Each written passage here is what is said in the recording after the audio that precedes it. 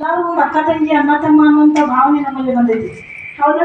ನಮ್ಗೆ ಒಬ್ಬರಿಗೊಬ್ರಿಗೆ ಯಾರಿಗೂ ಸರ್ದು ಕುಂಡುವ ಅಂತಂದ್ರೆ ಬೇಸರ ಆಗ್ತಿತ್ತು. ಹೌದು, ಈಗ ಹಂಗೆಲ್ಲ ಇಲ್ಲ. ಯಾಕಂದ್ರೆ ನಾವೆಲ್ಲ ಒಂದೇ ಕುಟುಂಬ, ನಾವೆಲ್ಲ ಒಬ್ಬರು ಒಂದೇ ಕುಟುಂಬದ ಮಕ್ಕಳು, ಒಂದೇ ಕುಟುಂಬದ ತಂದೆ ತಾಯಿ ಅನ್ನುವಂಥ ಒಂದು ಭಾವನೆ ನಮ್ಮಲ್ಲಿ ಬೆಳೆದೈತಿ.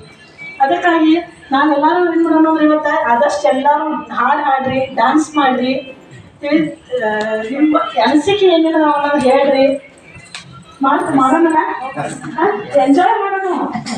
ಗೊತ್ತಾ, ಯಾರ ಬಗ್ಗೆ ಒಬ್ರಿಗೊಬ್ರು ಆಕೆ ಅನ್ಕೋತಾರಪ್ಪ ಹೆಂಗೆ ಮಾಡಿದ್ರೆ ಅವ್ರೇನು ಅನ್ಕೋತಾರೋ ಅನ್ನೋ ಭಾವನೆ ನಮ್ಮಲ್ಲಿ ಬೇಡ.